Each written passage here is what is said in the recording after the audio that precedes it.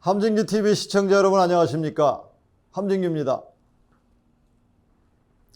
스위스의 휴양도시 다보스에서 회의가 개최된다고 해서 흔히 다보스 포럼으로 불리는 세계경제포럼 WEF, 세계의 상태를 개선하기 위해 노력하는 것이 목표인 이 포럼은 전 세계의 경제 상황 개선을 위해서 각국의 사업을 연결하여 지역 사회의 산업 의제를 결정합니다. 또한 세계 각국의 정상, 장관, 국제기구 수장, 재계 및 금융계 최고 경영자들이 모여 각종의 정보를 교환하고 세계 경제 발전 방안 등에 대해 논의합니다. 세계 경제 포럼 산하에는 4차 산업혁명 센터라는 기구가 있습니다. 세계의 지도자들이 기술 변화의 흐름을 예측하고 이해하는 데 도움을 주는 역할을 하고 있는데요. 이를 통해 기술의 변화가 인간 중심적이고 사회 봉사하는 결과로 향하도록 유도하고 있습니다. 세계 경제 포럼이 기대하는 4차 산업혁명은 인류의 공동 번영을 약속하고 인류가 직면한 가장 어려운 도전 과제들에 대한 현명한 해결책이 되는 것입니다. 그러나 4차 산업혁명의 무지막지한 진행 속도는 관련 정부 기구들을 압도하여 사회가 통제되지 않는 위험과 건강하지 못한 불균형에 노출되게 하기도 합니다. 이러한 문제에 대응하기 위하여 4차 산업혁명 센터는 인공지능, 블록체인 및 디지털 자산, 사물 인터넷, 자율주행차 등의 분야에서 새로운 정책과 전략을 제시함으로써 세계 여러 나라의 정부 기관들 사이에서 빠르게 형성되는 네트워크를 통해 신속하고 민첩하게 시행될 수 있도록 하고 있습니다. 4차 산업혁명 센터는 일찌감치 드론을 4차 산업혁명의 핵심 산업으로 선정하여 주요 의제로 다뤄오고 있습니다. 이 센터가 바라보는 드론은 농작물 수확량을 늘리고 위험한 직업을 더 안전하게 만들며 멀리 떨어져 있는 사람들에게 생명줄 역할을 하는 능력을 가지고 있는 인류에 많은 편익을 주는 문명의 이기입니다. 게다가 자율 비행 시스템은 승객과 화물의 운송 방식을 혁신하고 완전히 새로운 경제사회를 형성시키는 잠재력을 가지고 있는 것으로 보고 있습니다. 드론이 할 수 있는 일은 무궁무진하지만 사생활 침해, 충돌, 그리고 다른 잠재적인 위험에 대한 우려로 그 유용성이 가려지고 있습니다. 설상가상으로 정부 규제가 기술 혁신 속도를 따라가지 못하고 있는 것도 큰 장애가 되고 있습니다. 4차 산업혁명센터는 아프리카, 아시아, 유럽 및 북아메리카의 정부 및 기업들과 협력하여 드론 기술의 모든 사회적, 경제적 이익을 가져오면서도 위험을 최소화하는 민첩한 정책을 공동 설계 및 시범적으로 추진하고 있습니다. 이 센터의 항공우주 드론팀이 주도하는 시범 프로젝트는 이미 전 세계의 자율비행 생태계에 혜택을 주고 있습니다. 드론 운용 평가에 위험도 정보 활용법을 시험하기 위하여 2017년 르완다에서 최초로 Performance Based Regulations라고 하는 성능 기반 규제를 발표했습니다. 이 혁신적인 규제 프레임워크는 장비 사양 대신 최소 안전 요건을 설정하는 성능 기반 접근 방식을 사용하는데 드론 제조업체들이 다양한 종류의 드론을 설계하고 테스트할 수 있는 유연성을 제공하고 있습니다. 이를 통해 새로운 중요 사례들이 나타날 수 있을 것으로 기대하고 있습니다. 이렇듯 세계경제포럼은 드론이 사회와 경제에 도움이 되는 다양한 방식으로 제조, 사용될 수 있는 유연한 규제를 만들기 위해 정부, 기업들과 협력하고 있습니다. 항공우주 드론팀은 4차 산업혁명센터의 글로벌 네트워크를 활용하여 성능 기반 규제를 확장하고 지역 경제들이 드론 통합을 시작할 수 있도록 선도하고 있습니다. 예를 들어 4차 산업혁명센터는 인도에서 각 주들이 의료 배달용 드론을 그들의 공급망에 통합하는 방안을 찾을 수 있도록 의약품 공수 프로젝트를 추진하고 있습니다. 최근 4차 산업혁명센터 샌프란시스코 지사는 도심항공교통 UAM을 뜻하는 적어도 항공의 미래에 초점을 맞춰 로스앤젤레스시와 협력을 진행해 오고 있습니다. UAM은 도심과 교외 지역 비행에 필요한 포괄성, 접근성 및 안전성에 대한 새로운 사고를 요구합니다. 항공우주 드론팀은 이와 관련한 정책 수립 과정을 가속화하기 위해 파트너가 될 여러 나라의 국가기관들을 찾고 있습니다. 그렇다면 다보스 포럼의 4차 산업혁명센터가 바라보는 가장 중요한 드론 활용 분야는 무엇일까요?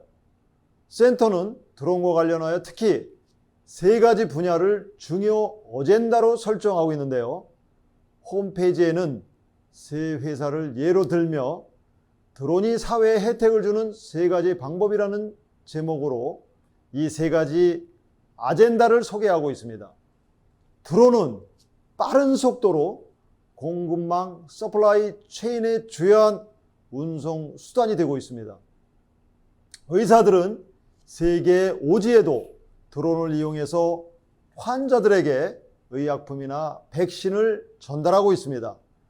농부들은 드론을 띄워 항공에서 농작물의 생육 상태를 확인하고 있습니다. 최신 드론 중에는 말벌만한 크기의 드론도 개발되어 있는데 수색이나 인명 구조 활동에 이용되고 있습니다.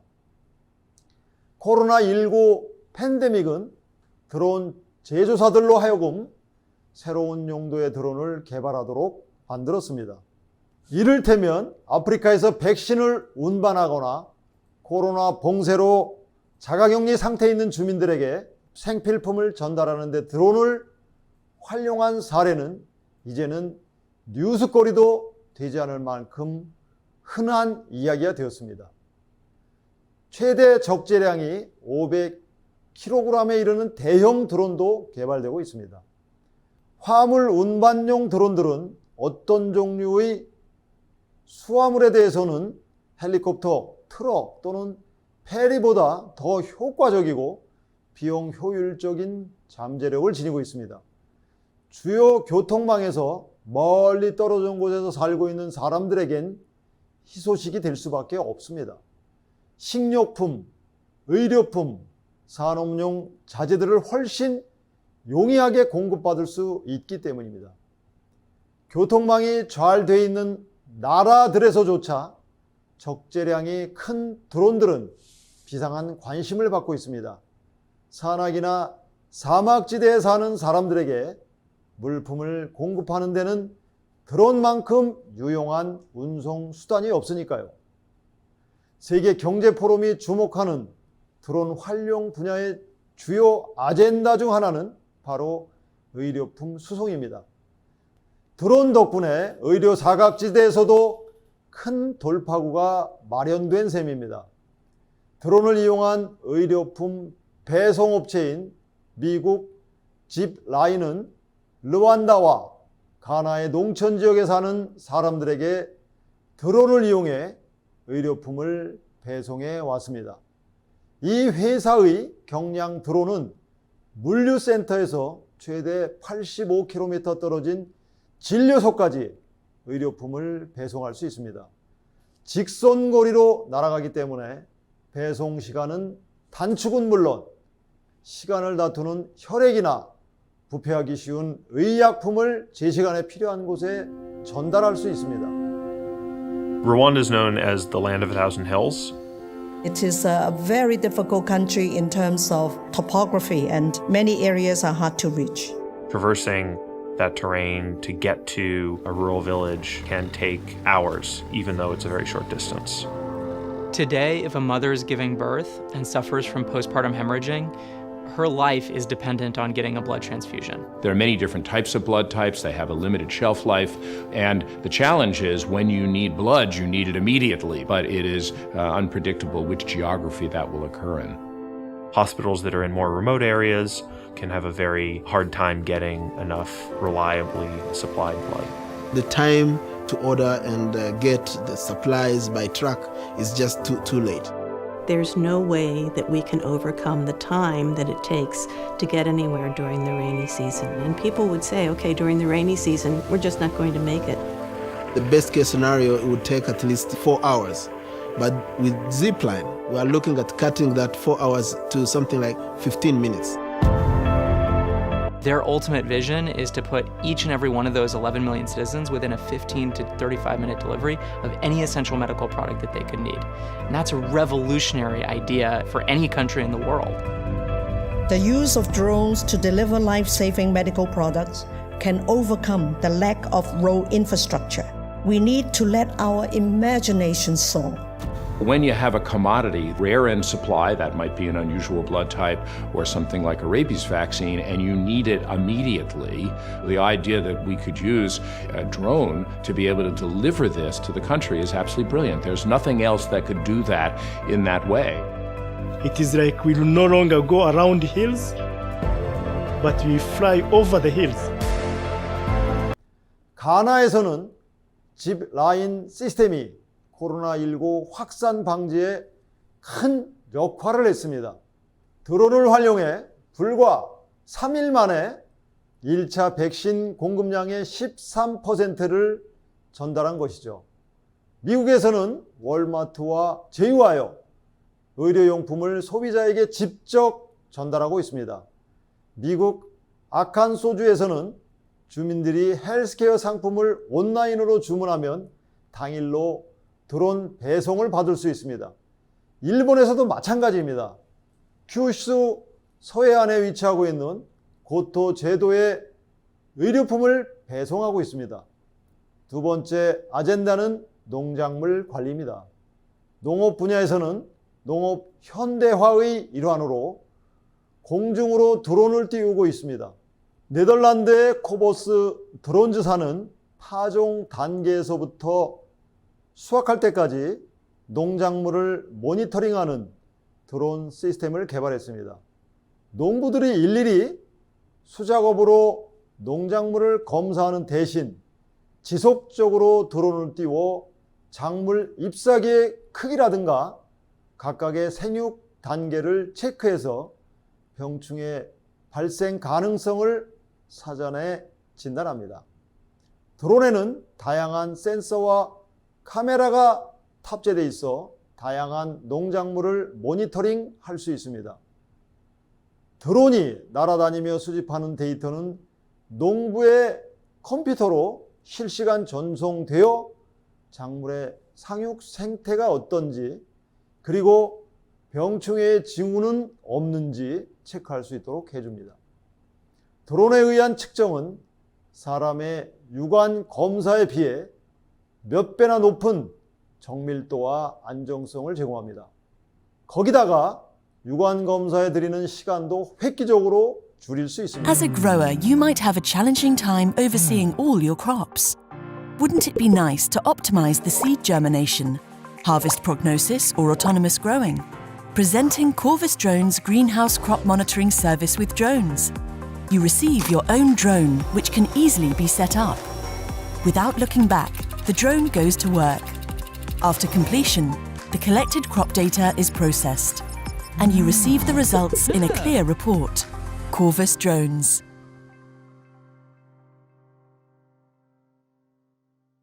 세 번째 아젠다는 곤충 크기의 초소형 드론입니다.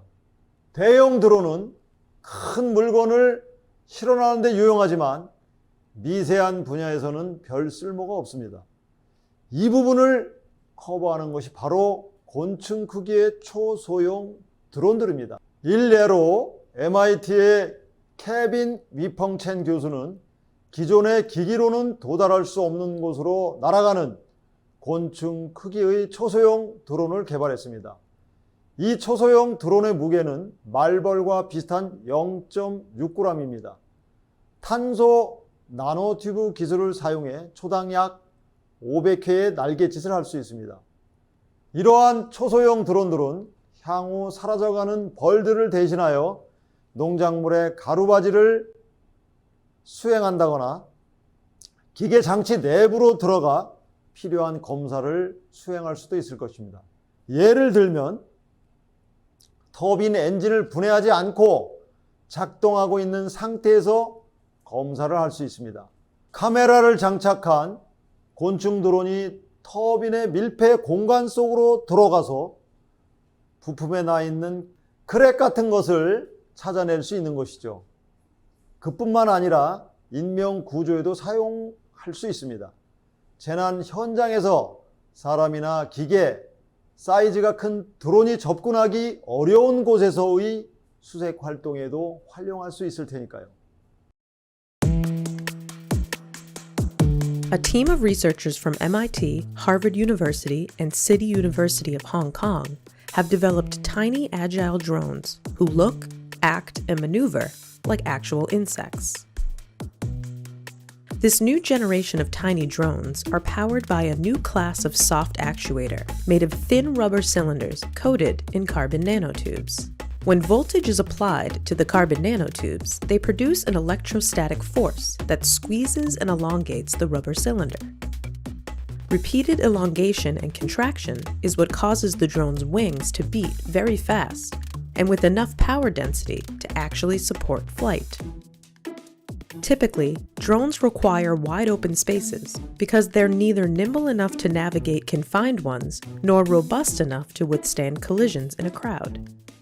However, these insect-sized drones can flap its tiny wings nearly 500 times per second, giving it the ability to recover if hit or involved in a collision, and do some aggressive maneuvers like somersaults in the air. This insect-like resilience is packed into just 0.6 grams, the approximate weight of a large bumblebee.